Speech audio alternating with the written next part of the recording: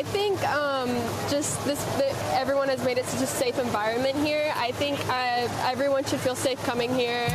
Last season, we had to do the social distancing where all of our seats were moved around so everybody was spread out. Okay. But we weren't able to tailgate, so it's real nice to have everybody out here able to tailgate. You get to see the fan base, which is real nice.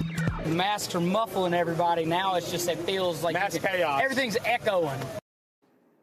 It is really nice to be able to tailgate, isn't it? University of Memphis football fans happy to be back in the stands. More than 30,000 people watch Memphis take on Navy Thursday night. Big crowds becoming more common at college football games, and there are now fewer concerns they could spark large-scale COVID outbreaks. NBC News correspondent Shaquille Brewster is at the Liberty Bowl Memorial Stadium in Memphis, Tennessee. Awesome, Shaq, to hear that it's not so concerning to go to tailgates as the football fan sitting at this desk. Right. But at the beginning of the season, we were really worried that things like college football games could be super spreader events. You saw those videos of those stadiums packed, and it made people nervous. But so far, those games haven't been linked to any widespread outbreaks. Why do public health experts think that's the case? Well, Allison, there are a few different factors that are involved, but let's step back and understand when they were saying this. I mean, this was at the height of that Delta variant and the surge that we were seeing across the country. We knew that variant targeted younger populations disproportionately, so there was a real concern there. And I had a conversation with the doctor here in Memphis who, ahead of the Memphis Tigers returning to the stadium and playing at full capacity, he said it would be a risky event. I asked him now, what does he think about it, and why was there a change in his outlook for these fans and what you'll see in the stadiums? It definitely gives me less anxiety at that time as I see some increased number of vaccinated people and the decrease in the dwindling numbers, for sure. It's the vaccination, that's the key part. Vaccination and masking, I think, are the key part. I think one of the things to consider is when you talk about sports, sports is an outdoor thing. And you do definitely decrease your risk in the outside. And that is why I think it kind of helps a little bit to prevent the spread as much in the outdoor activities rather than indoor activities. So you heard him mention their vaccinations. Another factor that he brought up is the idea that there was some natural immunity there. We know that because the Delta variant targeted that younger population, there were antibodies. There was some protection that folks had. He also mentioned, of course, the idea that it's outdoor and that it's hard to pinpoint the exact time in which someone catches the virus, that transmission time. That's something to really, it's difficult to put a specific point on. So that's why he believes generally it's safer than many people expected a month ago, Allison. So, Shaq, you still got to be careful, though, even when you're outside. So what are they doing specifically at the Liberty Bowl Memorial Stadium there to lower the risk of transmission and to make sure that Memphis games don't become super spreaders?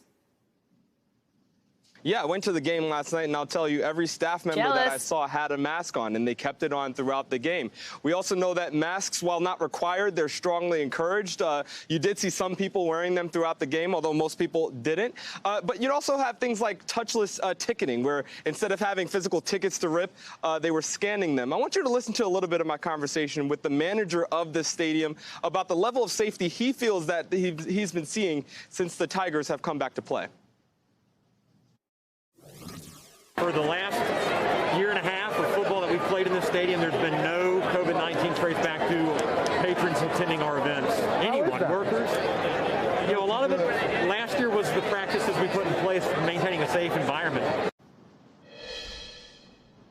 So he says he's maintaining that safe environment. I'll tell you, many of the fans that I spoke to, both tailgating and those who were going inside, they were not as concerned. And one point that another doctor made is that you're not encountering the 65,000 people that are there. You're really encountering the people around you. So if you have your vaccination, if you have that mask, you can have that level of protection there. Shaq, I hate to put you on the spot, but for people who haven't been at an event that huge in a long time, what did it feel like? Did it feel normal to you being there in that big crowd, or is it kind of one of those things where you look around and feel a little bit like, okay, I can get used to this again? You know, it really depends on what you've been doing throughout the pandemic. Yeah. I have been to football games before. I've been to baseball games, so I've been familiar. I travel a lot for work. Yeah. So I'm familiar with crowds, familiar with people. I'm on an airplane almost every other day, so I'm comfortable with the crowds. But, you know, one thing that doctors have been mentioning is the idea that it's really up to you. It's your personal level of comfort. A doctor in Florida, she told me that, you know, if you are uncomfortable going to it and you're kind of considering going to a game like that, yeah, bring your mask on. Have that vaccination. You hear doctors consistently say it's the vaccinations that are the ultimate protection. We hear that for folks going to a game, and we hear that with the messages of getting out of this pandemic. That is the key out of this. But for me, it was a good time. I enjoyed watching the home team play. And by the way, the Memphis Tigers ended up winning the game. Good for them. Shaq, all right, so now you've said it. It kind of depends on your experience. For our viewers at home who are thinking, all right, I think I'm ready to do this, might be ready to get out there if they haven't yet. I know you spoke specifically with an epidemiologist who had some advice about dealing with large crowds or preparing yourself if you're going to go be in a crowd. What did she say?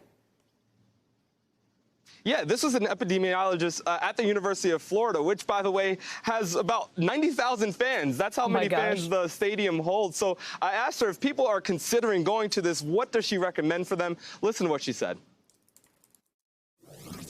I think people need to make that decision for themselves. But what I would say is that I don't see it as a high-risk activity. I see it as something that is fairly low risk. Certainly, again, if you're not vaccinated, that raises your risk significantly. So, make that decision that if you want to go enjoy this, do everything you can to protect yourselves and others by getting vaccinated and by wearing a mask. And, I would also recommend that people keep an eye on the cases. I think that when we have lower levels of cases, people's attention tends to fall away. Now, one thing it's important that I relay from our conversation, she did say while she's comfortable with the outdoor events, she did say it's the things that you do around football games that can also be of concern. I'm talking about hanging out in a bar before or after the game, some of the close tailgating activity activities that would happen in someone's house. She said you still need to be on guard for that, and that is still an area of concern. Again, she's underscoring the importance of those vaccinations. Allison? All right, be careful, but go out there and have a good time because nothing beats football season. It's the best. Shaq, thank you so much. Thanks for watching our YouTube channel. Follow today's top stories and breaking news by downloading the NBC News app.